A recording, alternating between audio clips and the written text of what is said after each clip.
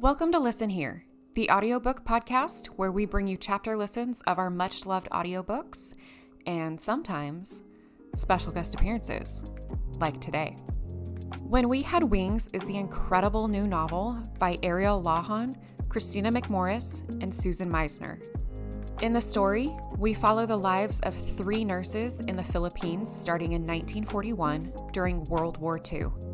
Our 3 characters, a U.S. Navy nurse named Eleanor Lindstrom, a U.S. Army nurse named Penny Franklin, and a Filipina nurse named Lita Capel, form an unbreakable friendship at the Army Naval Club in Manila. Caught in the crosshairs of a fight between the U.S. military and the Imperial Japanese Army for control of the Philippine Islands, the nurses are forced to serve under combat conditions and, ultimately, endure captivity as the first female prisoners of the Second World War. In this sweeping story based on the true experience of nurses dubbed the Angels of Bataan, 3 women shift in and out of each other's lives through the darkest days of the war, buoyed by their unwavering friendship and distant dreams of liberation. This is a World War II historical fiction standalone novel, which is perfect for book clubs. But don't take our word for it. Hear more about this amazing story and the writing process from the authors themselves in our exclusive interview.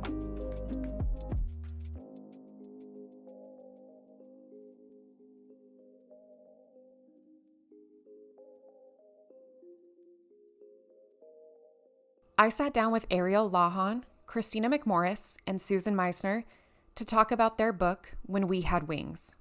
I wanted to know what it was like to collaborate on a project, how they chose the Angels of Bataan as a subject, and any other behind-the-scenes details they were willing to share. Be sure to stay tuned after the interview to hear a sample of When We Had Wings. To get us started, can you guys introduce your characters? Ariel, we'll start with you. My character is Penny Franklin. She is a 27-year-old Army nurse from Houston, Texas, and she's joined the Army and found herself in Manila after a series of personal tragedies, and she is running from pain, basically thinking that she's going to go to this tropical location and lick her wounds for a while. And of course, she's not there very long before the war finds them all. And Kristina, onto your character. In my case, Lita is named after the mother of one of my best friends growing up. Mother is named Angelita, and just like my character, and so she goes by Lita. And she is like, as the Filipinos say, a tita, an aunt to me still to this day. So as these gals know, I always like to say, it is impossible, nearly impossible, to be friends with one Filipino person. If you're friends with one, you are friends with the whole family, and many of them, and all of their cousins somehow live in a 3-block radius. And it is such a beautiful culture that, they cook and cook for every single holiday, for days. And it's such an excuse to just get together and graze all day long. And that's why inserting food into the story of some of my favorites personally, like the leche flan and the lumpia, and brought back my childhood. So I'm still friends with those gals, and they were my go-tos for the Tagalog, for coming up with the Filipino words. And also I borrowed all their cousin names and their aunts and uncles. I'm like, okay, give me more names. I need more names, which was wonderful. So my character, like theirs, is in her early 20s. The difference is that she is Filipina, but she is mestiza. So that being that she is half Filipina and half American, half Caucasian, which is something that I definitely infused some of my own personal experiences in that I'm half Japanese and the other side is Irish English, and which definitely explains a lot of confusion to this day in my life.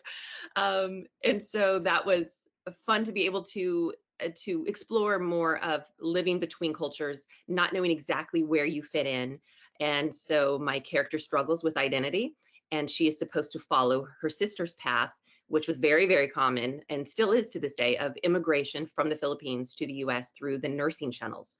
And so she is the youngest and supposed to do that. And yet she doesn't know exactly what her calling is. And she's struggling with some shame and some guilt from some things that happened in her family. And that's all tied in together. So that is where her story starts. And then trying to figure out where she ends up, of course, will be very different. And Susan, can you tell us about your nurse? So Eleanor is my nurse, and she is a 23-year-old from Minnesota. She is a nurse at a hospital in the Twin Cities, but she's visiting her mom who's ill back home, and where her family has a dairy farm.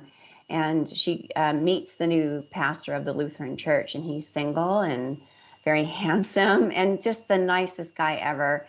And she mistakes his kindness for affection, not realizing he's kind to everybody, but she picks up on it as he likes me and I'm falling in love with him, and she doesn't realize he's engaged, because men don't wear engagement rings.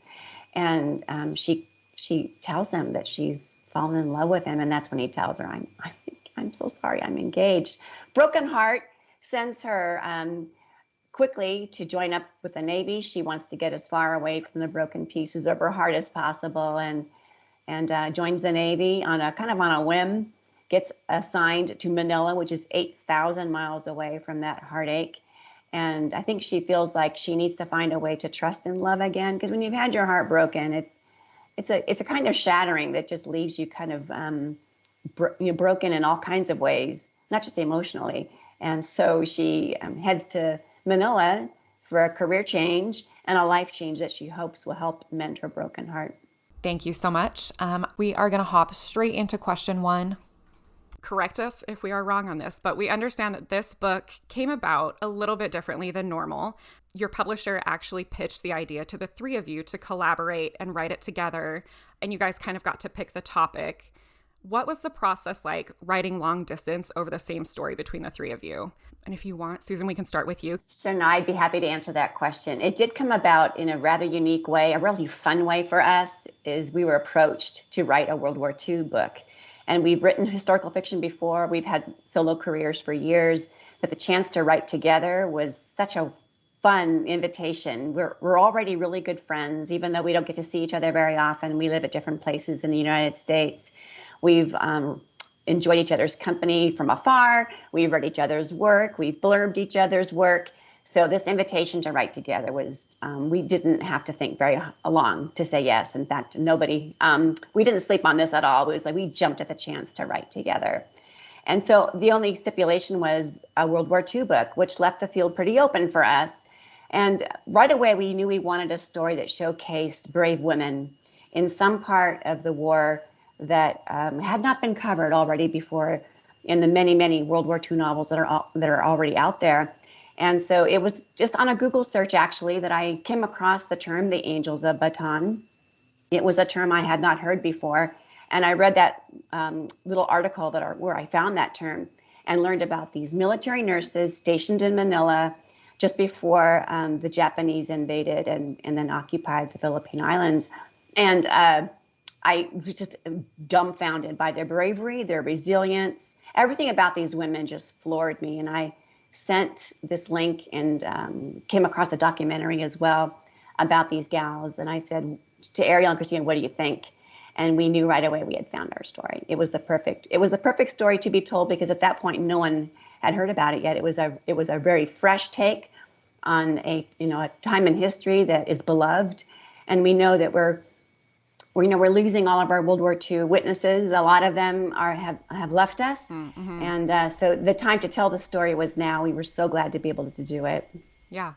And Ariel and Kristina, had you heard of the Angels of Bataan before this, or was that the first time when you received this link? Was that the first time you had heard about them? Had not, which is kind of astonishing because the three of us have written in and around World War II a number of times. And I feel like we're pretty well versed on much of what happened during that war. Right. But we'd not heard of these women. And part of that is because their stories have kind of been swept under the rug and hidden after the war. I think part of it is also that women's stories tend to get just less attention. So when Susan brought this to us, I think we are all like, oh, this is amazing. And of course, it worked out really, really well when you start digging into the story that there were three different kinds of nurses. There was U.S. Navy, U.S. Army, and Filipina nurses. Three authors, three different kinds of nurses. After that, really the only real decision was who got what nurse.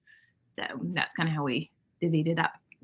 Yeah. And the same for me. I hadn't heard of them before either. And I'm really shocked when they think about the three of us. How did the three of us, all people who have a lot of experience researching World War II. How did we not come across this nugget of history, which is, of course, the most exciting thing in our jobs. I think that we come across nuggets that you think, how we should have heard about this. This should have been in our history classes throughout high school and college, and which is the joy of it, of course, is that we get to hopefully shine a spotlight on something that otherwise, contributes to being forgotten. So that's nice. Even though your characters are fictional, they are based on real events, obviously. And you guys have said you've written historical fiction before in the past, but because this story was a little bit more unknown, did you feel more of a responsibility to these characters more so in some of your past works? And did that affect how you approach developing any of your characters? Kristina, we can start with you since you ended the last one. Yeah, absolutely. So I will say that I think I'm probably speaking accurately on behalf of all three of us, in that we take a lot of responsibility for each one of our novels in portraying especially real historical figures accurately. I know Ariel for sure has written about a number of real people from history. And in this case, it might even be Ariel's. She'll touch on that, I'm sure, but this might be, I think, her first time that she really got to create a character from scratch, in that it was inspired by real historical figures, but not based on one specifically. And in this case, I think we all take that responsibility seriously, and yet all of our characters are fictional in the protagonists in our stories. There are real historical figures that populate the rest of our stories, that are minor characters, that are commanders, etc. And so, of course, we want to do justice to that. But a lot of our characters, our nurses, then specifically, were kind of a combination of real nurses from that time period.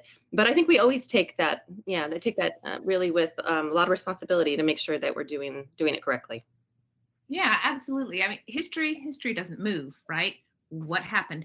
So when you write a story like this, you are working within a contained set of facts and dates. And if you move them or change them, A, you have to have a good reason why, and B, you have to let the reader know afterward. And I've done that a few times, tweaking things here and there to fit the story that I was told, or that I was telling. In this case, though, we each got to create a nurse, which was really fun for me because in my novels, I have stayed with specific people thus far. But creating our individual nurses really allowed us to look at the grand scope of what happened to these nurses and kind of pick and choose events. So I know for my character in particular, I was able to look at the U.S. Army nurses, kind of where they were, what was happening to the group as they moved through the war, and go, oh, that really happened to this girl, and that really happened to this girl. And I can combine some of these real events and have my character experience them and give a broader idea of what happened to the whole group. And that was kind of fun to be able to pick and choose amongst real people and bring those events to life. Yeah, I've always felt like if I'm writing historical fiction, I'm making a promise to my reader that you can trust me, that I'm sticking to the events whenever possible. And the only time I would take literary license is if there was just no other way to tell the story. And with this one, we didn't have to move anything around. And so why would we? I feel like you deserve a historical look back through the vehicle of story. And so our architecture for the book was the war. We didn't change anything, which is why during the writing, we had to move things around to stick with the architecture of the war, which made Kristina's job even harder because we had to move things to accommodate the real events. And when we first plotted the novel, we thought we could do it one way. And as soon as we got into the heart of what really happened, we knew we couldn't. We had to tell the whole story. And especially with the Navy nurses, they were not with the Army nurses for very long. And they ended up at a different prison camp altogether. And so our original construction would not have worked. We never would have found out what happened to those Navy nurses. And so even though that made us work harder, it was absolutely the right thing to do to give you the best historical look at what really happened to those women. And I'll chime in too. It just reminds me, that is exactly why when you read the story, as you've listened to it, that is why our chapters do not rotate always equally. They don't always go ABC, ABC throughout it. And if we were not sticking to history, we could have done that. But we felt like we did not want to just put in filler chapters and did not want to just create things from history that didn't happen just to serve story. And so sometimes it'll go AB, AB, then it goes BC, BC, and then it'll rotate all the way through. And everybody really gets, each character got an equal amount of stage time at the end of the day. But we really felt like that was the right way to tell the story. Because you guys have all kind of touched in historical fiction or written in it, is there any one of you that likes the process more than the others? Is there any one of you that's kind of like, oh, the research part of it is a little bit more daunting than the actual writing process? Or do you guys all love kind of diving in to that and building your characters and that history around them? I think I might actually like the research better than the writing itself. Some days the research does not require as much of me, if that makes sense. Like I can learn, I can enjoy, I can take notes. When it comes to the actual putting words on paper, I find the first draft in particular to be very painful. But I think we all like the research. I think to a certain degree we all enjoy it. Yeah, the research part is my favorite part all day long. The writing part is so hard. And so I usually have to set a date on my calendar. This is the day you stop researching and this is the day you start writing. And it doesn't mean I stop researching altogether. It just means that's not the only thing I'm going to do anymore, is because the research part is usually just a fun endeavor. And the writing is always, especially like Ariel said, that first draft, because you're creating something out of nothing. And that part is always daunting to me. And so, yeah, I set a date to begin writing no matter where I am at in the research process. You know, and I think my favorite part, I just realized, is my very favorite part is ordering all of the research books. Yes. It's like movie trailers. You go, oh, they all look so good. Oh, that one looks good, and that one looks good. And then they all arrive on your doorstep, and it's like Christmas, and you open all the packages. And then for me personally, I think, oh no, oh, what did I do? And for me, the research part actually feels so daunting to me. Of when you look at all the books and all the highlighting that has to happen. But then once I start, so I never really say like, oh, I just love the research part. I envy these two about that. But then I start going, and then I'm fascinated once I'm in. And then the writing is probably like my least favorite. So I always go, why do I have this job? Maybe because I can't think of anything else I want to do. So then I go, why? I hate a blank page, hate it so much. And yet I love the editing process. That is my favorite part. That's when I go, okay, I like my job. Yeah, okay, I love my job. Only when I get to that part, and it's kind of childbirth, I think, and that I forget each time like how painful it can be, Yes. which is why we keep writing another book, and we agree to another contract, and that is the reason why I write, is because I have deadlines. Yes, editing is so much fun. It's so much fun to take something that's okay and make it great. But starting always feels like you're standing at the bottom of Everest looking up and thinking, I know I've climbed that thing 4 times before, but I don't remember how. Yes, 100%. Yes. Amazing. I love that. I love that everyone's least favorite part is the actual writing. I feel like bonded. This is why the three of us had no idea that we were all in pain writing each one of us at the same time. But that is why I think also it's so funny is that at the end of this book, when we finished, it really did feel like the three of us had our own characters, and there was, as with every story, so much of ourselves also in the characters. And especially because like I said, we got to create these ones completely fictionally, that by the end, when our characters did get to reunite, and that is not a spoiler, everyone, because as you know, these nurses did all survive. So that is just history. That is some stranger than fiction fact that people need to know, that's how resilient and unbelievably strong these women were. But the end, when our characters all did get to reunite, you get to the epilogue, and I think all three of us got teary because it felt like not just our nurses made it through so much, but the three of us had gone through the pandemic when we wrote this. So it really was such a strange time with us and our families and trying to navigate this world and trying to stay safe. And then by the end, when we felt like we all got to connect, even from afar, it just made me really teary. I felt like we kind of felt like we'd been through our own, obviously much safer war in comparison. Mm-hmm. Yeah.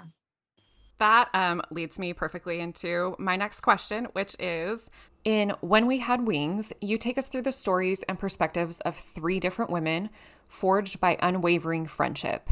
Did you take any inspiration from your own life to help create these deep female relationships? And Susan, I can start with you. Everything about Eleanor, I feel like, is little bits of me coming out of me and into her, probably more so than any other character I've written, or perhaps in quite a while. I borrowed from family history for her. She's from Minnesota, which I am not, but my husband's family, they're all from Minnesota. And I had her be a Midwest girl who had never seen the ocean when she joins the Navy, which is exactly what happened to my father-in-law, who joined the Navy right out of high school and was in college studying to be a pilot when the war ended. So he ended up actually serving in Korea, doing combat missions over Korea, and he did finally see the ocean. So I gave that bit of history to Eleanor. And I also made her a dairy farmer's daughter, which I am not, but I spent 12 years living in the heart of dairy land in Minnesota. And so all of the experiences I had as a young mom raising our kids in the Midwest, I used for her to round out her character. And then as far as friendships, I feel like every friendship I've had informed me when I was creating Eleanor. I've been very lucky to have really, really good friends in my life. I don't have any former best friends. I just love that my life has given me such good friends.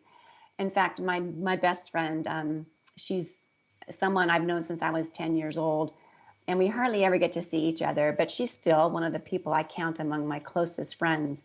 And the fact that we've been friends for 50 years is just amazing to me. I feel like friendships, they're the one relationship that we get to choose. You know, you don't choose your parents, you don't choose your siblings, you do choose your spouse, but you know, when you choose your friends, nobody says anything when you stop being someone's friend. You know, we don't say we divorce a friendship, but that's kind of what it is. If you drop a friend, you sever the relationship.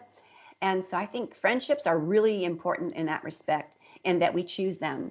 We're the ones who nurture them. We're the ones who breathe life into those relationships, unlike other familial relationships that are born about by blood or just, you know, how things came to be in your family. And I think that's why friendships are so amazing, and why you see so many books about friendships is the uniqueness of that relationship. Yeah, absolutely. I heard once that friends are the family you make for yourself. So this is really the story of 3 women creating a family for themselves under these really unusual, difficult circumstances. And I mean, we've all been around a while. We've all had good friends. We've all lived a lot of life. And so in that respect, it was pretty easy to draw on those personal experiences and build that into our individual characters. As for Penny, I did something very similar to what Susan did. I built her around things that I know. She is a Texan, and my husband's a Texan, and all of my grandparents are Texans, and half of my kids are Texans. So I understand what that means, and I know the language really well. And there were, of course, as happens with every character I've written, even the ones that are real, or really lived, I should say. There are bits of myself in there. You can't help but do that when you write. I think sometimes it's subconscious. You just put yourself in print, and then sometimes you don't even see it. I've had friends tell me, "Oh, I can hear your voice in that character," or "You would totally do something like that." So it part of that subconscious, part of it in this case was intentional, and it was really fun. So I just had to, I know the listeners can't see this, but I did have to grab it to show the other gals here, because this is in my office. And it says, it's a little plaque sign that says friends are the family you get to choose. So see, this is why the 3 of us get along so well. We all think so much alike. I'm like, yes, I have that sign. And it's so, so true. And I think that one of the things I love about the friendship theme throughout our story is that for a lot of the story, they are not together. And what I loved about that, because we did stick to history and when the nurses would have been in contact or not. And I love that there is this friendship, and we talked about this with our agent and with our editors before we started writing, of, is there a concern that there is this friendship theme throughout the story, and yet they're separated so much. And we loved the idea that it was not a friendship story, that they are together the whole time, and that there's this arc of the relationship falling apart and then coming back together. And those stories are great too, but that was not ours. Ours, that it was that you got to draw strength from friendships that you, even when the person is not in your life physically. And I think that we all experience that, especially over the last few years. What's nice about, Zooming and all of that, like the upside of all of that, is that we realize that we really could carry on these friendships from a distance when you don't see each other all the time. And I think we can all relate to those friendships of those amazing people in our lives that you cannot speak for 10 years. And yet I know I would feel the same, and I do feel the same about these two, that I think that if we didn't speak for 10 years and we reunited, we would pick up right where we left off. And those are such special friendships, where we need other friendships in our lives, right? That they're there for you on a daily basis, and you text all the time, and those are so beautiful too. And I think that balance is really kind of what we touch on in this story. And I also really enjoyed in my character story and Lita's story in this book, that she has, number one, friendships right away with the other two that we've all experienced, that are instant bonds. You just feel like you are connected to them, that you feel like you've known them forever. You could talk for hours with them, even though you've just met. And I love those connections. And then she also has another friendship, as you know, through the story, with a character named Reina, where those are the hard won friendship. The one that you think, I would never be friends with this person. You're like, or maybe you just be like, well, we'd be acquaintance friends, but I don't feel an instant connection with her. And yet sometimes those friendships through time and experiences become some of your closest friends. It's kind of the teacher that doesn't give A's, and then when you think, oh my gosh, it's something really rare and special. And I love that about the story for all three of us. I love it. And we couldn't have planned that little plaque that you have, Kristina, any better. Oh, it's almost like you paid me, or I paid you to kind of slip that in there. And by the way, too, I just want to add on one thing, because I was thinking about this too with Sue and I had just done a book club the other night, and I revisited some of the things that happened with our characters. And one of my favorites that I forgot about was how much I loved when my character Lita got to reunite for the first time in a very long time during the war with Penny, and that's Ariel's character. And I remember distinctly finally getting to be with her. And when the characters came together, I felt like I had reunited with Ariel, and we'd say like I or you or us rather than our characters. Very, very confusing, and we need therapy or we write books. It's one of the two things. So I remember when we reunited, it was one of those moments I just want to bring up that was personally special, because I remember feeling like we could relate to that, where where I think they laughed together at first, and it's finally that person that says, "Are you okay?" And you think that you're fine until that special friend asks that, and then you realize you're not, and then you could let down your guard. And then I remember the characters, my character started crying at that point. It was the first time she could let her guard down and be vulnerable and not have to be super strong for everybody else around her in that moment. And so anyway, I just want to touch on that, because I remember feeling like I felt like I reunited with Ariel. This book contains a lot of heavy topics: war, survival, relationships.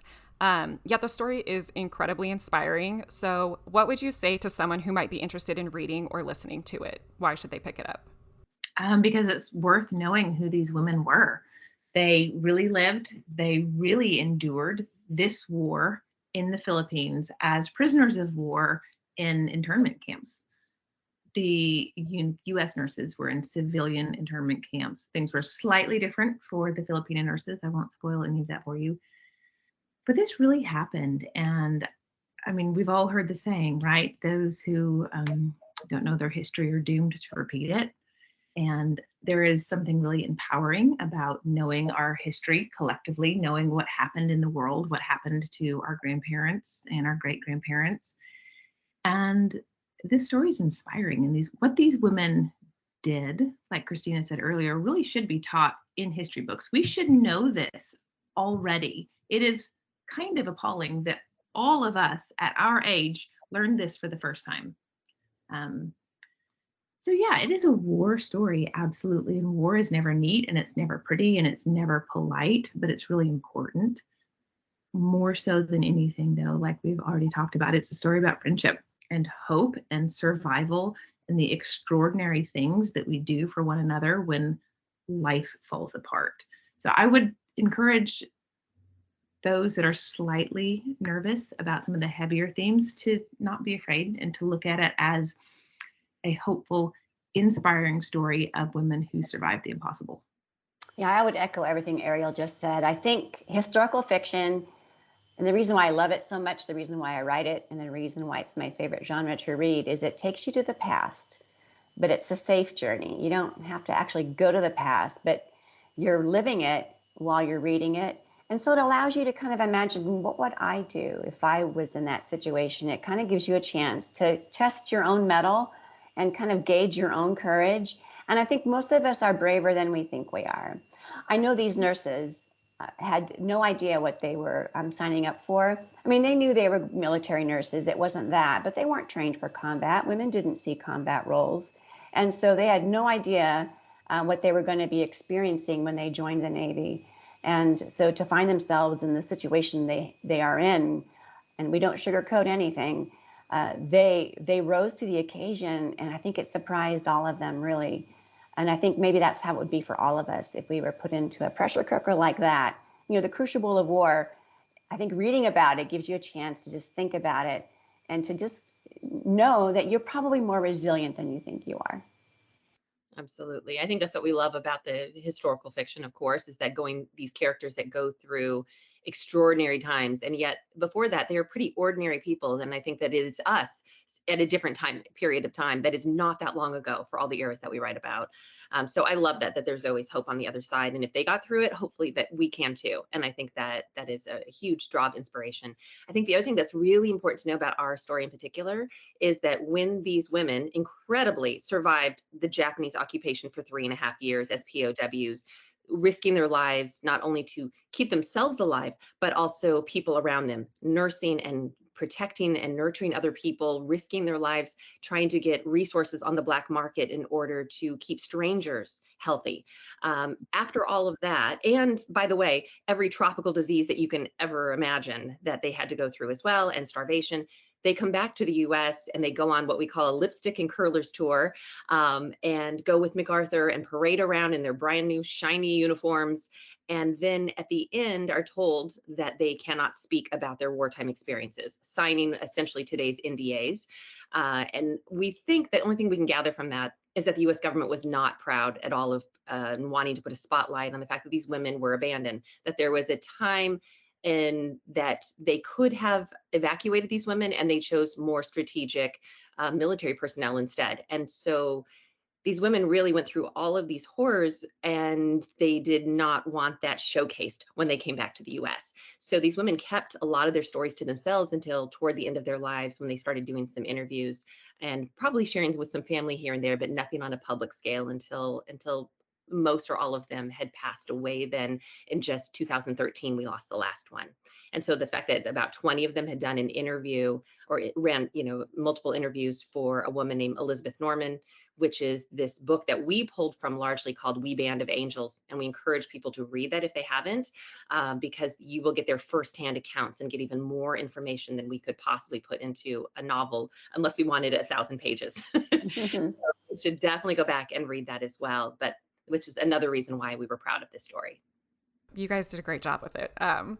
That's kind of all of our questions. We just have one last really fun one, which is, what book are you guys reading right now? I and this will come as no surprise to Susan or Kristina, I'm sure, because I've given some variation of this answer for the last year. I am reading the new Stephen King novel, Fairy Tale, and it is fantastic. And I'm taking my time and going slow because it's so wonderful. Right now I'm reading something that's not my usual genre pick. It's, I guess you would consider it speculative fiction, science fiction, fantasy. I'm really not sure where to categorize it. And it's called, and I'm probably going to botch the title, it's How High We Go in the Dark. I hope I have that right. How High We Go in the Dark. And it's by a person, he's a gentleman named Sequoia, and I cannot pronounce his last name. I'm going to botch that as well, so I'm not even going to try.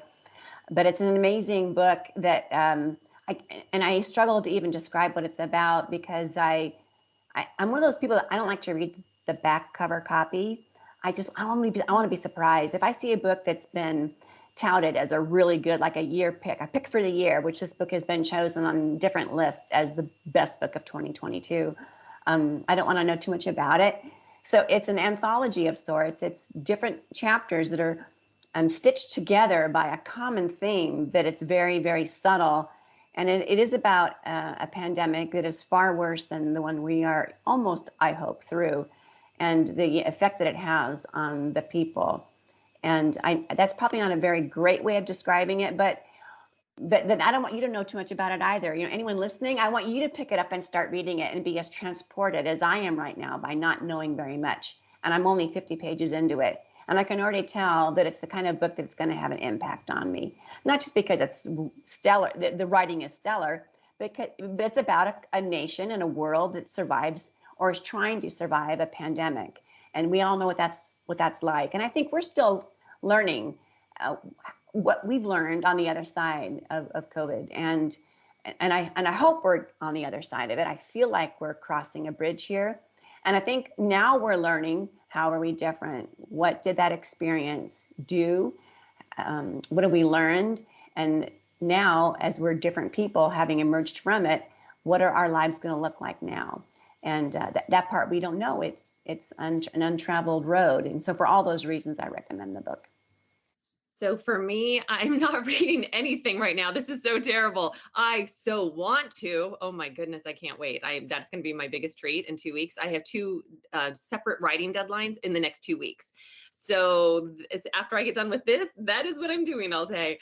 And so the books that I am very excited to read that will be top of my shelf is The Many Daughters of Afong Moy by Susan Ford. And I knew that Susan was going to chime in here because she is one of the people, aside from the fact that Jamie Ford is just such a wonderful person and is a common friend to us, I know that Susan, of all people I know, has touted that book more than any of my other friends and just loves it so much. And I know her recommendation means a lot. And I am so fascinated by the topic being, and I hope I'm not butchering what the name is, but basically genetic trauma.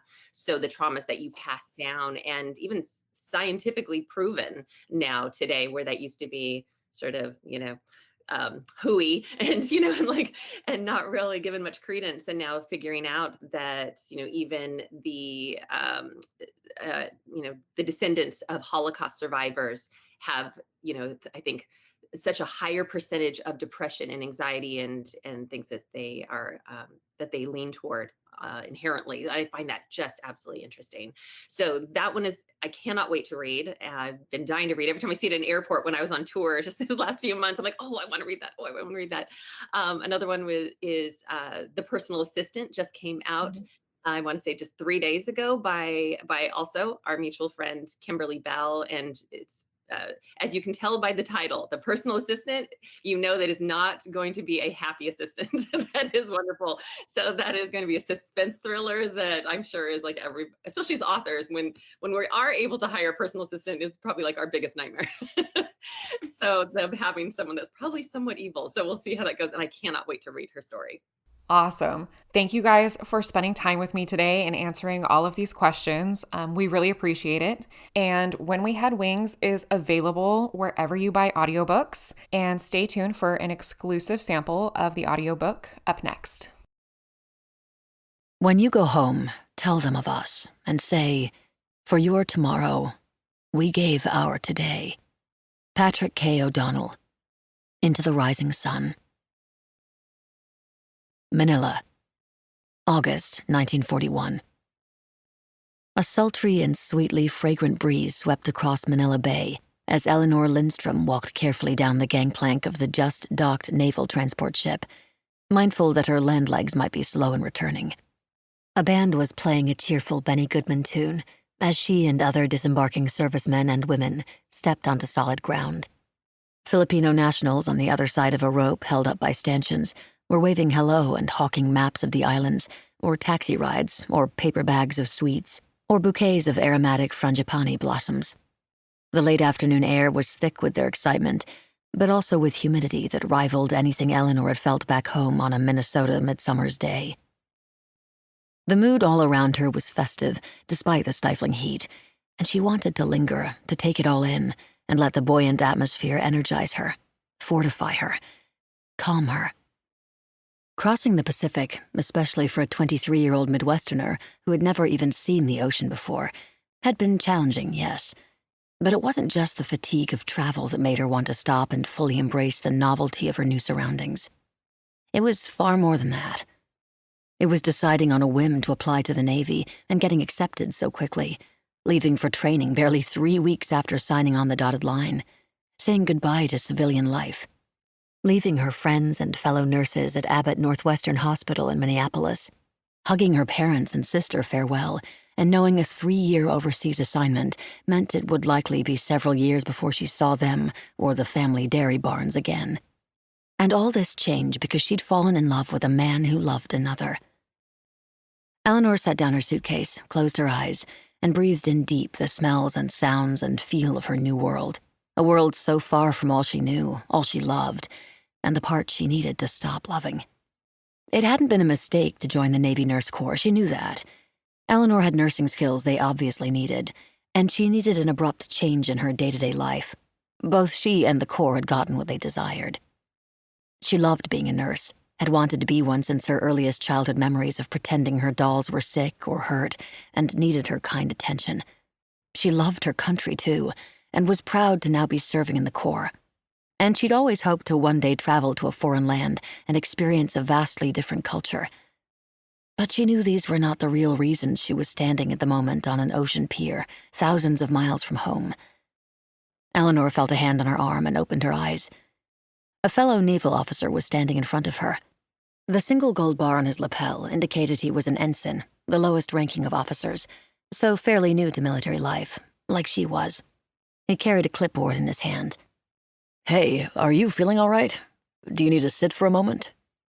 Concern etched his face. Standing with her eyes closed after just getting off the ship had surely suggested she was about to faint. "I'm fine." She laughed nervously, and he withdrew his hand. "I was just enjoying the fresh air." "Oh, okay." He peered at the name tag on her uniform. "Nurse Lindstrom. Oh, good. I found you. I'm Ensign Mathis from Command, and I'm here to make sure you and the other new Navy arrivals get to where you're supposed to be today. You are the only new Navy medical staff on this transport, yes?" "Yes, just me. I was told someone would meet me dockside. Thanks for being here." "Certainly. Headquarters has arranged a driver for you." Ensign Mathis pointed to a shiny black sedan, parked just on the other side of a chain-link fence. "What about my trunk?" Eleanor held tight to her hat as the breeze kicked up. "It will be brought up from the hold and taken to the yard." He referred to the Cavite Naval Yard the way all the sailors and naval officers had during her days aboard the ship. "You'll find it waiting for you when you arrive at your quarters later tonight. Right now, you're expected at the A&C for this week's welcome briefing." He picked up her suitcase and walked toward an opening in the fence.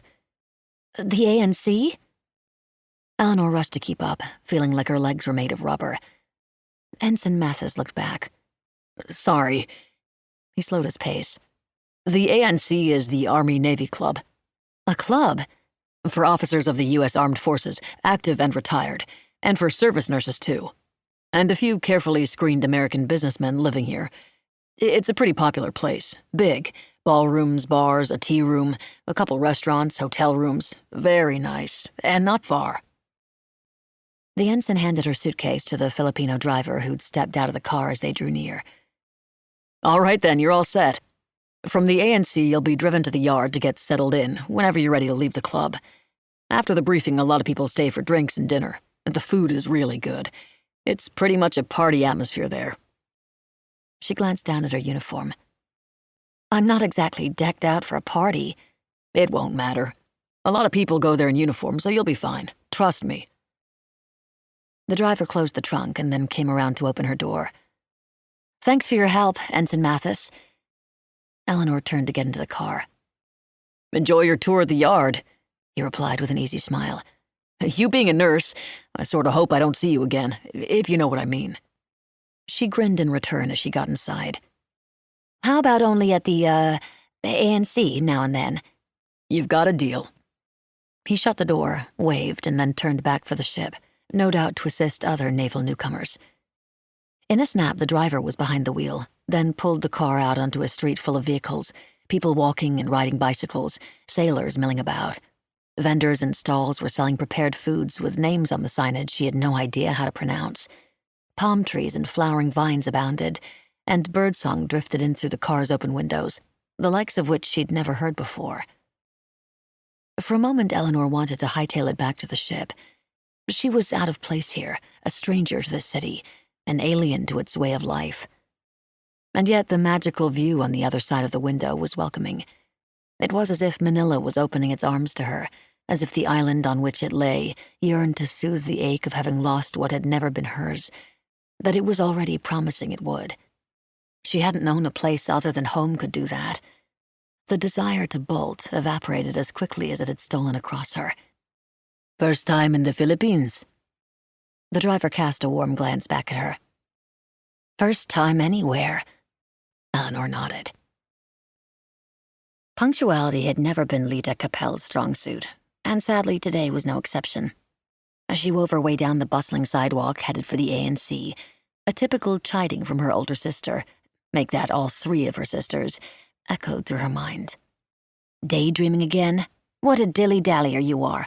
I swear, Bunso, only you could make turtles seem quick." An endearment in Tagalog for the baby of the family, Bunso, inadvertently carried the needling reminder of where Lita, even at 22, stood in the pecking order of 4 children. In fact, the nickname appeared at the start of every letter her sister sent from New York, where together the siblings were building exciting new lives while working as nurses at some fancy hospital in a city called Brooklyn.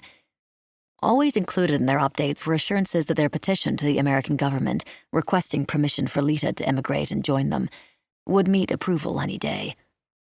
Of course, they'd been saying this ever since she graduated from nursing school more than a year ago. Rising tensions between America and Asia seemed to have slowed the process. Still, she prayed her sisters were right, now more than ever, given the recent onslaught of headlines, like those being shouted at this very moment, in both English and Tagalog, by paperboys as Lita passed by. "Emperor Hirohito condemns U.S. embargo. Japan refuses to surrender airfields in Indochina. President Quezon implores keeping peace." The Filipino leader, unlike Lita, was surely old enough to remember when the U.S. acquired the Philippines from Spain, setting off a bloody 3-year-long conflict with Filipino rebels. Needing to cross the street, Lita waited anxiously for a break in the near-constant flow of motorcars. Honks punctuated the rumbling of engines and exhaust fumes choking the air.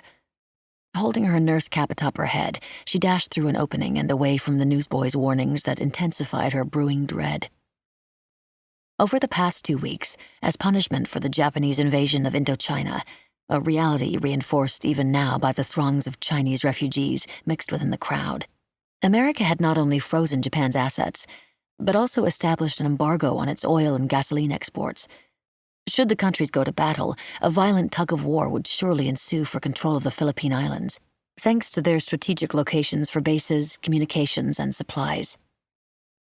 The Great War was meant to end all wars, she'd heard since childhood.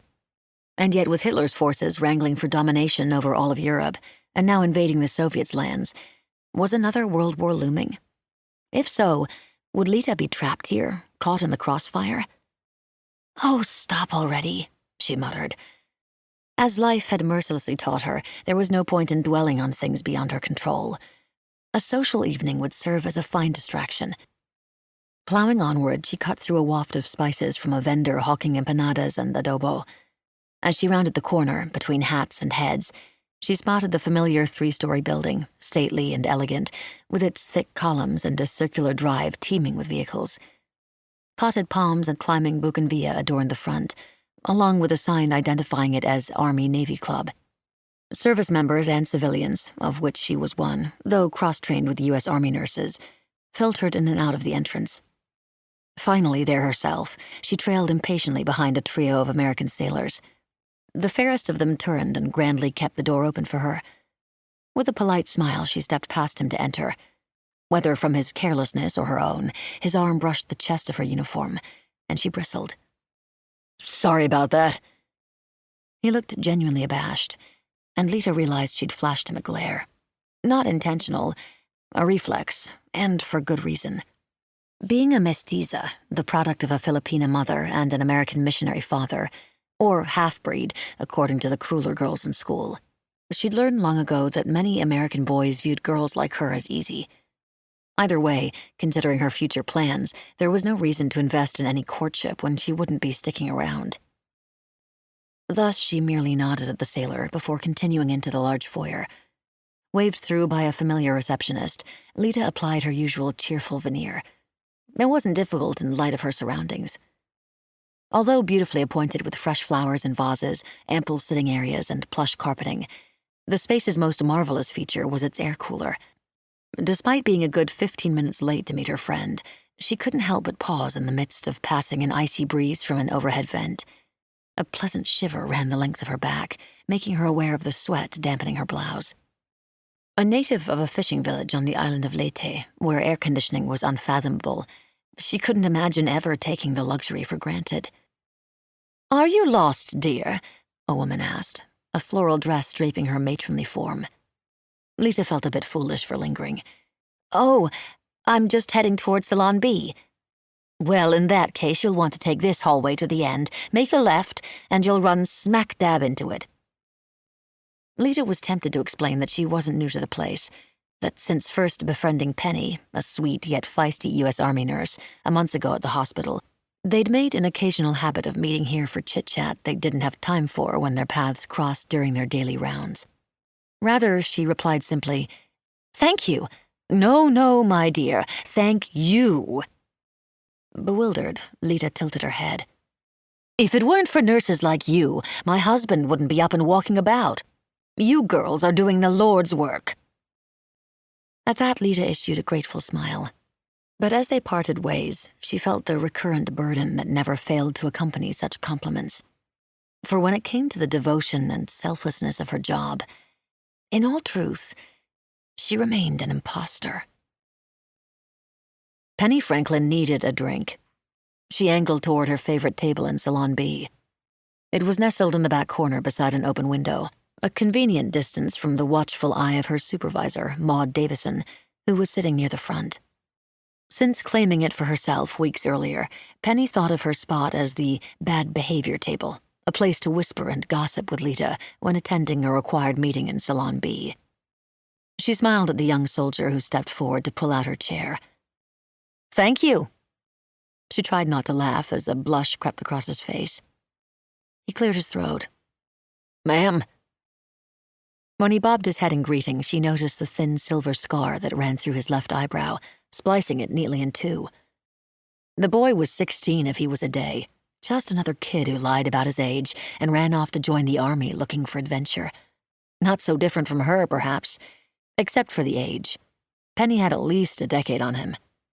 At this point in her life, however, 16 felt as long ago and far away as Texas. 3 more upholstered chairs were situated around her table, and like all the others in the room, it was topped with a pressed linen tablecloth. Glinting chandeliers hung from the high ceiling.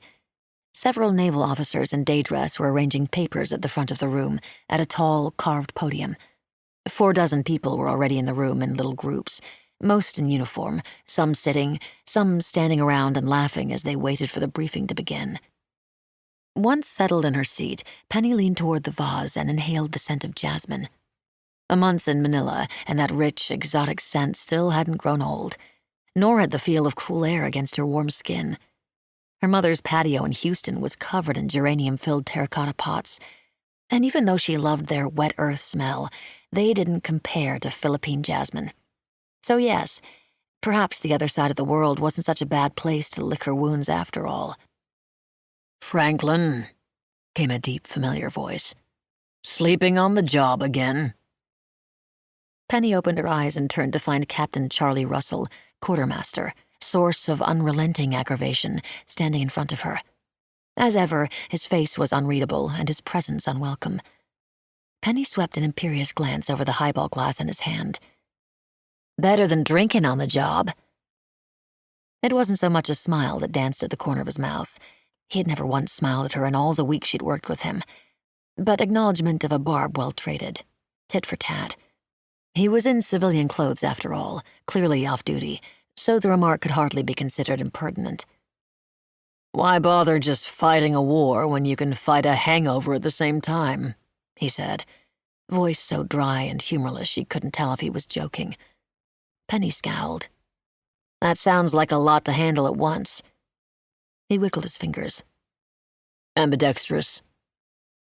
Penny lifted a glass of water in a half-hearted salute and noticed that his eyes, as they had many times before, fell to her ring finger and the ghost tan line that resided there. She'd taken her wedding ring off before leaving Texas, but the truth was there for all the world to see. Lieutenant Penny Franklin had once been married, but no longer was. And, oh, the assumptions that always came with that realization. She waited for Russell to finally broach the subject. Instead, he held her gaze for one long, curious second, until she broke the connection and looked toward the door. Salvation walked through in the form of Lita Capel. Lita! She waved her friend over, ignoring Captain Russell as he slipped away to join a group of fellow officers at their table near the front. Penny had arrived in Manila 37 days earlier, and Charlie Russell had been a thorn in her side for 36. On her first full day, Maud Davison gave her the task of submitting the hospital inventory requests to the base quartermaster.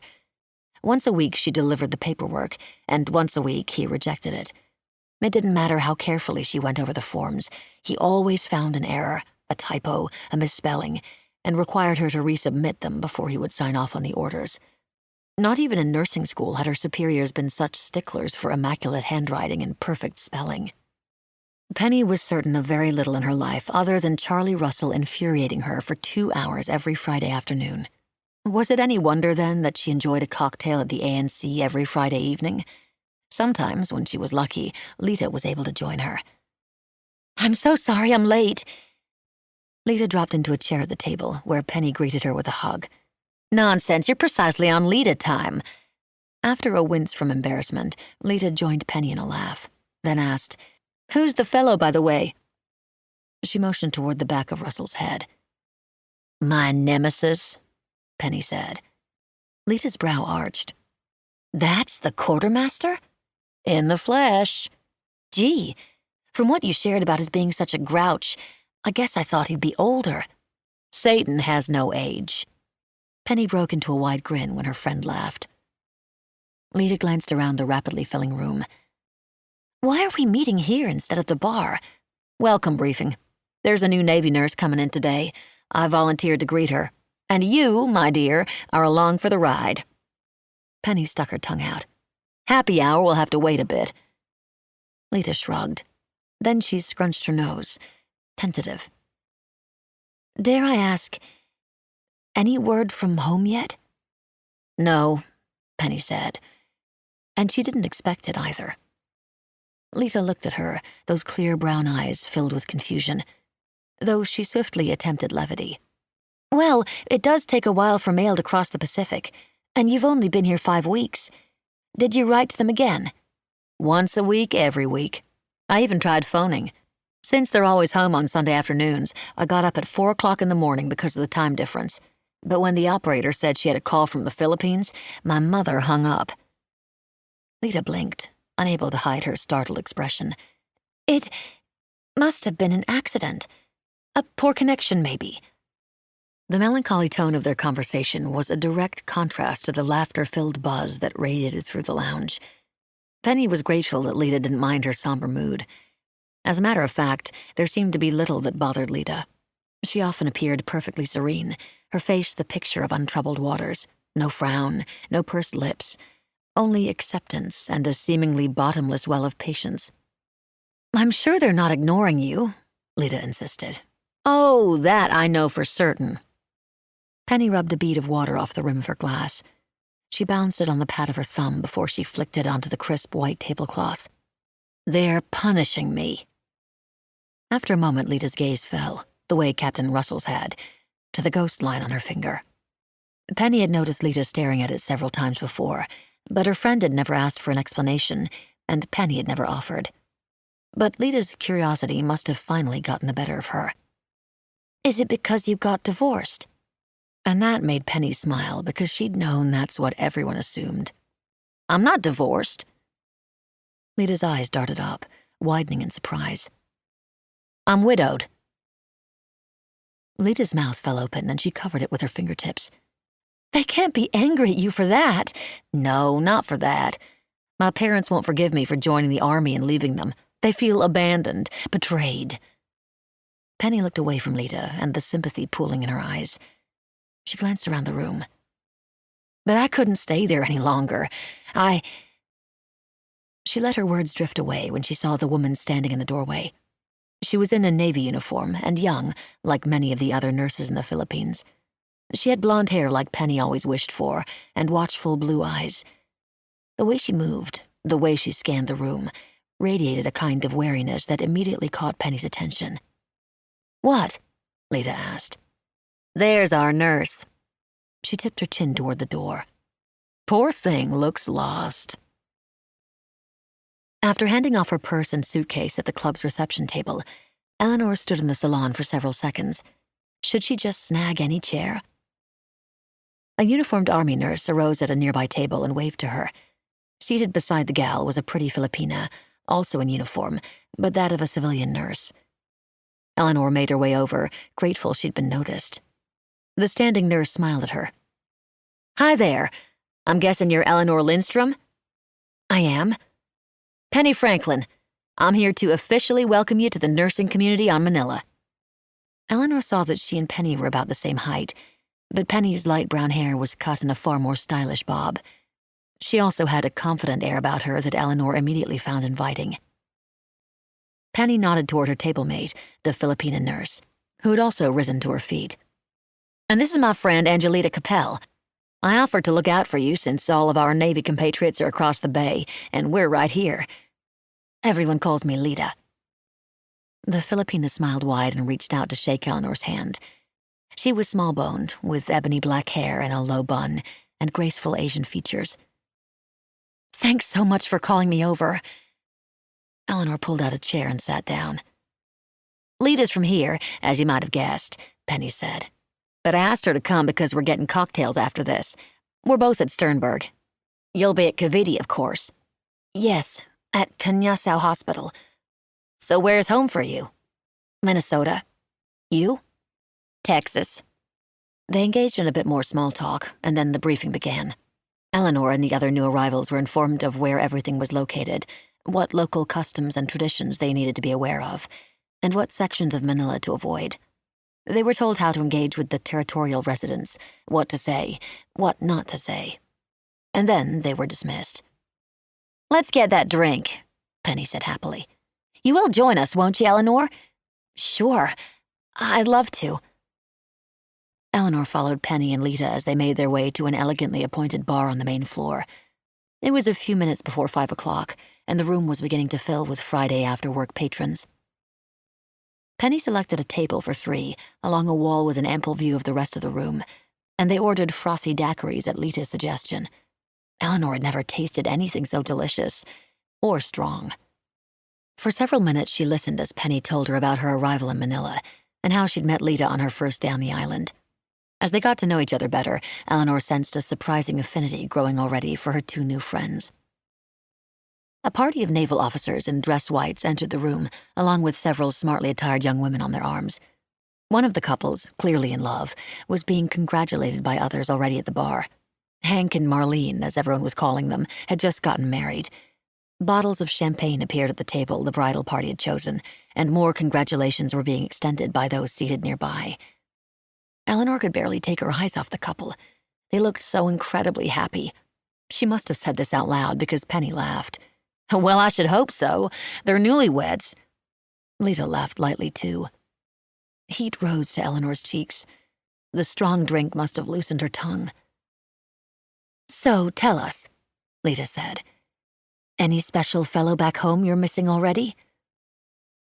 Eleanor had no idea how to answer. When she didn't right away, Penny cocked her head in curiosity. "Come on, we're all friends now. Who is he?" Eleanor didn't know if it was because of the excitement of being in a new place, or making new friends, or starting out on a great adventure, or maybe just the effect of the cocktail, but when she opened her mouth, what she hadn't shared with anyone spilled out. "There is someone back home, but he's not actually mine to miss, or love. He's engaged." Lita exchanged a look of surprise with Penny that quickly gained an overtone of sympathy, and asked, "Does he know how you feel about him?" Eleanor laughed. "Oh, he knows. I made the mistake of telling him when I thought he might have feelings for me, too. What I took for the beginnings of romantic interest was just him being nice. Reverend John Olson is an extremely nice person." She shook her head as tears sprang to her eyes. "What a fool I was." Silence hung over the table for a moment. Then Penny laid a gentle hand on Eleanor's arm. "Clearly he's the fool, if you ask me." "I second that," Lita said. "A real dope." Both women smiled, and though Eleanor's heart remained in tatters, she felt the mending of a single stitch as she smiled in return.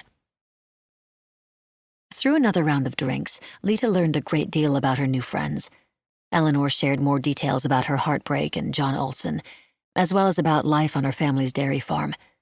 Penny spoke about her parents, and even a bit about the tragic loss of her husband. Lita, of course, described following in her sister's footsteps, both in nursing and in her hopes of moving to the States. And while she rarely shared private matters, she did touch upon the passing of her parents, her father when she was a child, her mother 5 years ago, though granted, not the guilt she harbored regarding the latter. The compassion Lita received from Penny and Eleanor felt as warm and genuine as the words of comfort they continued to trade throughout their uniquely open conversation. She couldn't explain exactly why their connection felt so effortless, but in a few short hours it seemed they had known each other for years. Lita dreaded the night ending, having found a sense of sisterhood she hadn't realized until now how much she missed. On the other side of the room, voices burst out in celebration. A layered cake was being delivered to Hank and Marlene's table. More champagne flowed, and with it a thrilling idea. "You know what I think?" Lita said. "The next time Eleanor is on our side of the bay, we have our own celebration, right back here for another daiquiri toast. Cake, too, for that matter," she added in jest. "I'd love that." Eleanor smiled. But Penny shook her head. "The way life can get away from us, I'd say we make it a standing date. How about the last Saturday of every month, assuming our duty days allow? We'll call it Ham Day." Lita joined Eleanor in looking at her with a puzzled expression. "Hank and Marlene Day," she explained, as if it couldn't have been more obvious. All their smiles broadened as Penny raised her nearly empty glass. "Everyone in?" Eleanor held up her glass. "Absolutely." They turned expectantly to Lita, and a notion dawned on her. She had been feeling pensive of late, a restlessness in her soul that everything about life as she knew it was about to change. But here, in this moment, she also sensed a solidifying bond in these newfound friendships. Warming at the thought, she lifted her drink. "To Ham Day," she said, and their glasses clinked. The sealing of a pact. 1941. Cry havoc and let slip the dogs of war. William Shakespeare, Julius Caesar. Chapter 1. Eleanor. Cavite Navy Yard, December 1941.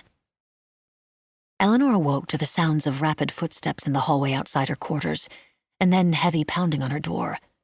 Her room was still bathed in darkness. The day had not yet begun. "Out of your beds!"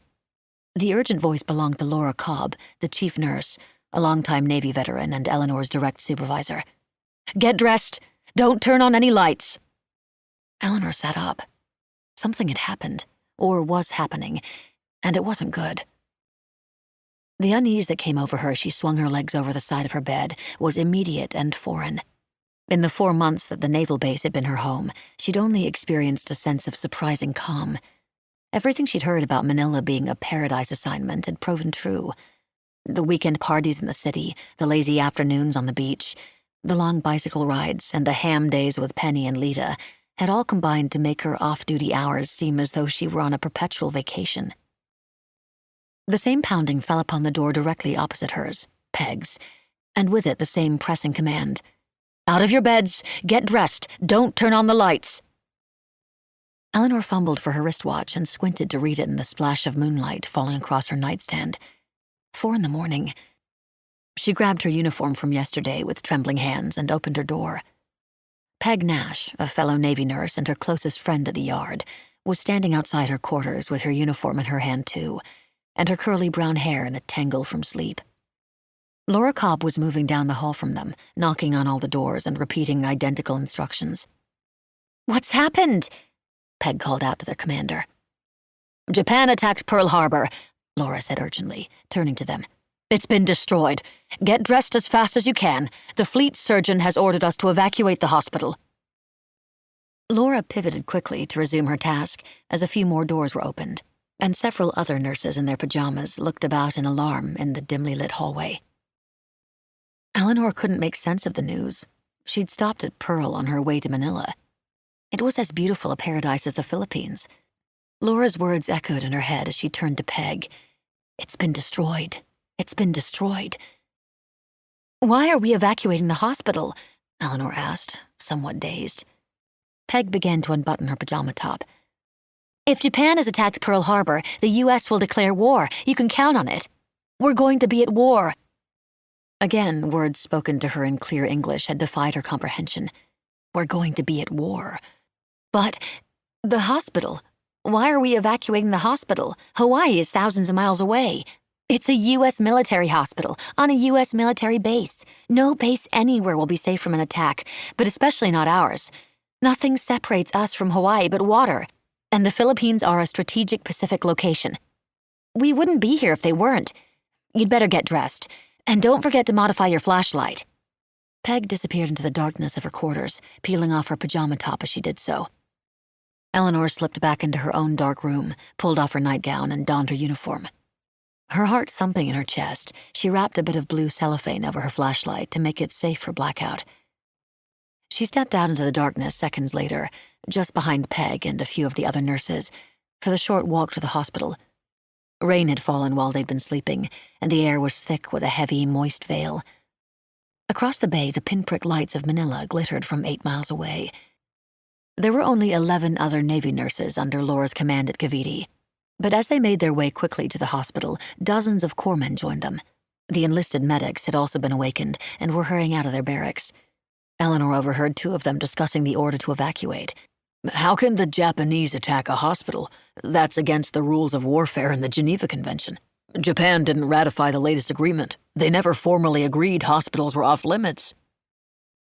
As soon as they reached the 3-story building, Laura dispersed her nurses to different positions to administrate the evacuation, while sailors got to work stacking sandbags around the building. Eleanor was assigned to help assess which patients could be safely discharged and allowed to return to duty, and which would have to be transferred to a safer location. Every sailor patient who stood in line to be evacuated, chart in hand, begged to be allowed to return to his assignment. "It's just a little bump on the head," one sailor pleaded. "It's nothing. Let me go. Let me defend our ships." "You suffered a concussion yesterday," the doctor replied. "You really should be on bed rest one more day." "I'm fine. Let me go, please. Let me help." "I'm not convinced that's a good idea." "But, sir, my brother's stationed at Pearl Harbor. I don't even know if he survived. The planes that bombed Pearl are surely coming here. Please release me." The doctor sighed and then signed off on the young man's discharge order. The sailor spun away from them and headed for the exit. Eleanor watched him go. Would she ever see that man again? Several hours later, with the evacuations complete, a Filipino porter brought the nurses coffee and warm pan de sal, slightly sweet and fluffy bread rolls, and a Filipino breakfast staple. And they had their first moment to rest since being startled from sleep before dawn. It was also the first moment to hear the extent of what had happened in Hawaii. The sneak attack on the U.S. Pacific Fleet anchored at Pearl Harbor had been catastrophic. 8 battleships had been destroyed, including the USS Arizona, which had sunk so quickly after being torpedoed that hundreds of sailors were still trapped inside. The casualties and injuries from the attack were still being counted. Eleanor had reached for a second pan de sal as Laura began to brief them of these details, but tears burned at her eyes and she could not eat it. As she set the roll down, she saw that all the other nurses were crying too. Hawaii was a territory just like the Philippines and full of Americans. An attack on a U.S. military installation was an attack on America. But there was little time to grieve the impact of the countless lives that had surely been lost. An air raid siren wailed a mournful, soulless sound. The nurses ran as one outside. With shaking limbs, Eleanor crawled under the hospital, which had been constructed with space between the ground and the building in case of flooding. While they waited in the muck for bombs to fall, an unexpected and bizarre calmness began to envelop Eleanor, even as the mud seeped into the bleached white fabric of her uniform. She could see in her mind's eye her parents in the dairy barn in the tawny light of daybreak, the barn cats following them from stall to stall, as roosters outside crowed to welcome the day. Her little sister Lizzie was riding her red bicycle down the dirt path to town, pigtails flying behind her, to get the latest copy of Hollywood magazine. And there was the beloved farmhouse in springtime, its porch framed by blooming forsythia and lilac and climbing clematis. She could see long summer nights dotted with firefly light, the endless golden sky in autumn, the diamond bright first snow, and all the people she loved back home. Before she could sweep it away in her mind, she saw John Olson in a blue flannel shirt, painting the rectory lemon yellow and humming a happy tune. That was the day she'd fallen in love with him. For the first time in months, she smiled when she thought of him. She closed her eyes and waited for whatever would come next. The minutes ticked by, and there was no drone of enemy planes, no bombs, nothing at all. Within an hour, the all-clear sounded, and Eleanor and the other nurses climbed out, covered in mud. The calming images faded. How many times might she have to call upon them in the days ahead? Back inside the empty hospital, Laura dispatched 2 of the nurses to assist at Sternberg. As they left, Eleanor asked them to say hello to Lita and Penny if they happened to encounter them, and to tell them to stay strong and well, and she'd see them on Ham Day. "They will know what I mean," Eleanor said to her puzzled colleagues. Laura brought out dark blue dungarees and work shirts, the male sailor's typical uniform. "Obviously, our white dresses aren't practical right now. We're going to be wearing these." One of the nurses held up a pair of dungarees. They were huge. "You could fit 2 of me in these." "They're one size fits all, ladies. Make them fit. No complaints." In the nurse's day room, Eleanor took off her soiled dress, put on the new uniform, and cinched the dungarees around her waist as best she could with her uniform belt. The nurses looked at each other and their oddly fitting new clothes, and laughed for the first time that day. It felt good and wrong at the same time, and as they walked back into the hospital halls, the light moment slipped away, as if falling upon the pile of now useless white uniforms. Eleanor spent the rest of the day readying the emptied patient rooms and medical stores should Cavite come under attack, her thoughts wandering every few minutes. There were nurses at Pearl Harbor. She could have been one of them. How many had survived? How many of them were hurt? How many of them had to rush to tend to the terrible wounds of bombing victims? Where in the world had they found the strength to do it? That night she fell into her bed exhausted. The long day had been physically draining, to be sure, but mentally as well. As tired as she was, though, anxiety energized her. Eleanor realized she was afraid, not of dying, she'd found a calming solace under the hospital, but that she wouldn't be able to keep her solemn word. She'd taken an oath, pledging not only to defend the United States, but to bear true faith and allegiance to her country and obey every order given her. She didn't want to break that promise. With all her heart, she didn't want to. But she had not considered that a Navy nurse would see war, not even when she had gotten the assignment to Cavite. She was not a warrior. She'd only wanted to escape the pain of a broken heart and chart a new purpose for her life. She hadn't really considered what she might be asked to do, only what she was asking her new life in the Navy Nurse Corps to do for her. Eleanor prayed a simple prayer as she closed her eyes against the darkness of the blackout conditions and her own fear. "Give me strength to do what I said I would do," she whispered. "Please give me strength. And watch over Penny and Lita. Please keep them safe." Eleanor awoke at first light to the news that the United States had declared war on the Empire of Japan. On Wednesday, the air raid siren sounded as Eleanor was eating lunch. Several sirens had wailed since Monday's devastating news of the attack on Pearl. She rose from her chair and took her toasted salami and cheese sandwich with her, as did the other nurses and commissioned staff eating in the quarters wardroom. It could be an hour or more before the all-clear sounded. The mood was slightly less urgent as they all made their way outside, past the sandbags and then under the barracks. Even though the U.S. was now at war, Eleanor had slept better the previous night than she did on Monday, when everything about their situation was new. Still, she wished she'd brought her coffee, too, as she watched one of the nurses maneuvering into the crawlspace with her cup, coffee sloshing onto the dirt. As she settled in along with corpsmen, cooks, and a few other hospital personnel, Eleanor became aware of a sound she'd not heard during the other air raid alerts. A low and steady hum. An arrow of panic shot through her. Planes were overhead. Lots of them. One of the cooks still standing outside the crawlspace dropped to his knees and scooted onto the building, yelling, "They're coming!" Eleanor instinctively drew her knees up to her chest, dropped her head, and covered it with her arms, the sandwich abandoned. She could hear anti-aircraft guns firing from afar and the pounding of her own heart. No bombs fell. "What's happening?" Peg asked the cook, who was now peering out from underneath the building. He paused before answering. "They're circling back. They're coming back." He slid underneath again, and everyone waited. This time, Eleanor kept her head up, but not for long. Bombs rained down, detonating on impact with thunderous roars. Each one seemed to fall closer to their sheltering place than the one before it. If the building took a direct hit, they would die in a flattening instant. Explosion after explosion rocked the earth, followed by a stretch of moments when the pounding ceased, only to return after the enemy planes had come back across the bay for another pass at Cavite. The ground under Eleanor heaved as the next rounds met their targets. Boom, boom, boom. She hoped the end would be quick. She hoped there would be only one intense moment of dizzying pain, as short as the blink of an eye, and then the sweet halls of heaven. She'd see Grandma Lindstrom again. How she'd missed her. Near Eleanor, someone was whispering, "Pray for us sinners, now and at the hour of our death." A hand closed over her own, Peg's perhaps. None of them would die alone. That was a tremendous comfort. She suddenly remembered it was Eldine Page's 28th birthday. Eleanor looked over at her. "Happy birthday, Eldine," she said softly, strangely wanting to make sure her co-worker heard these words before the end came for them. "Thanks," Eldine replied in a hushed tone that suggested she had needed to hear it. For an hour they waited for the bomb to fall that would kill them all, but it did not come, and then the booming ceased. The earth stopped quaking, the drone of aircraft faded.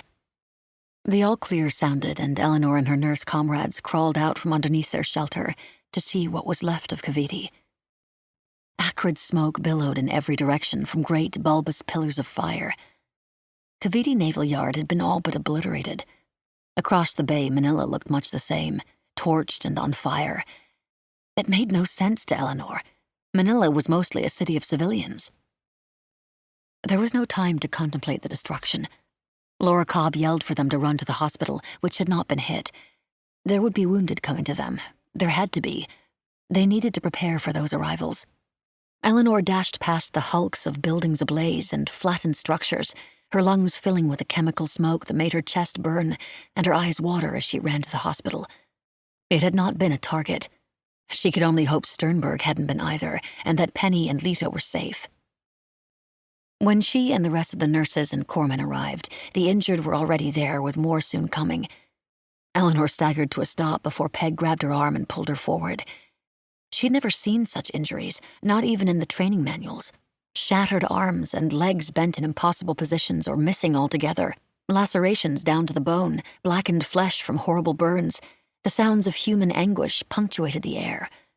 Laura barked out instructions, sending some of them to see to the bleeders, some to the burn victims, and some to administer morphine to ease the suffering of those whose injuries were not life-threatening.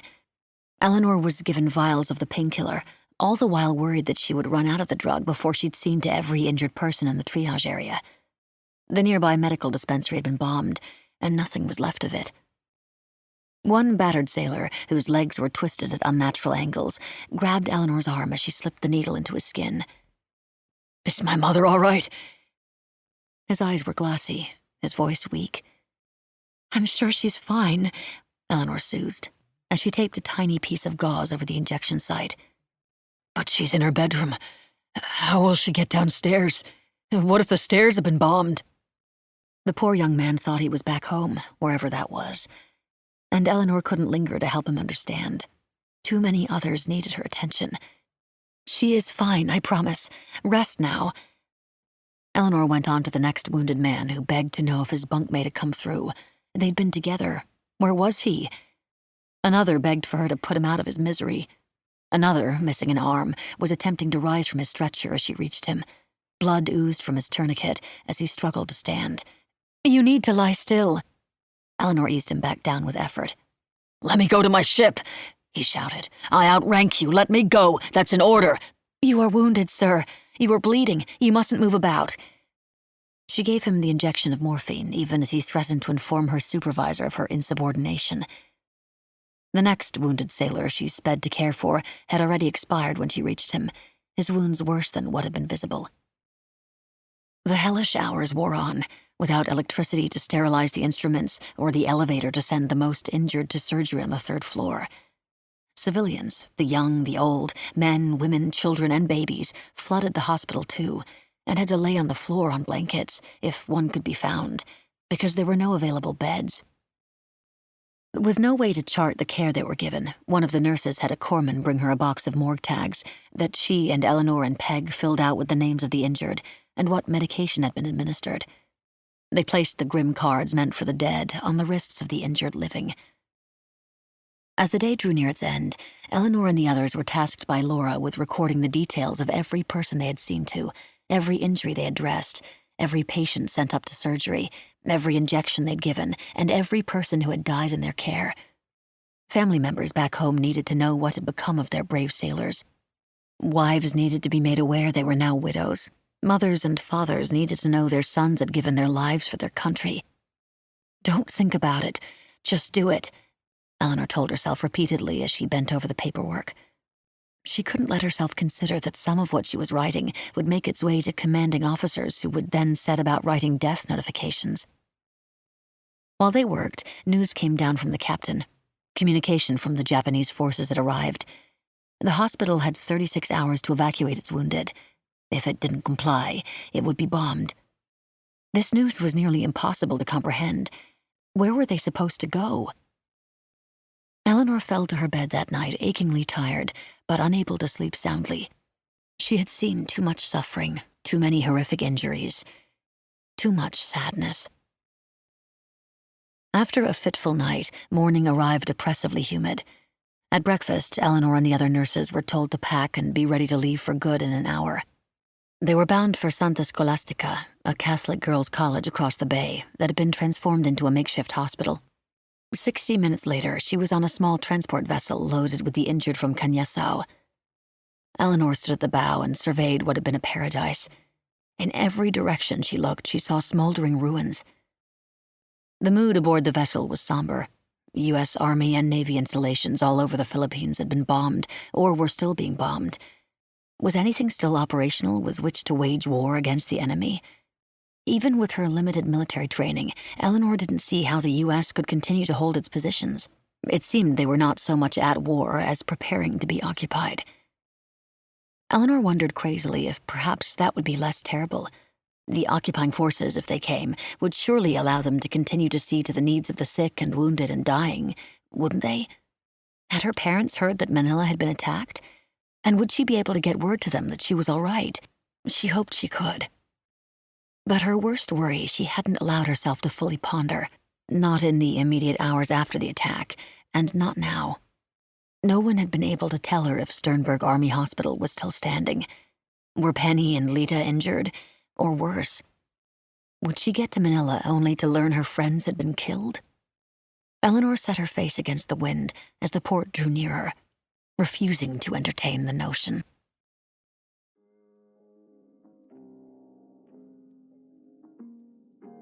Thank you for spending time with us, and we hope you have enjoyed this episode of Listen Here. Check back next week for more audiobook samples and maybe a special guest or two.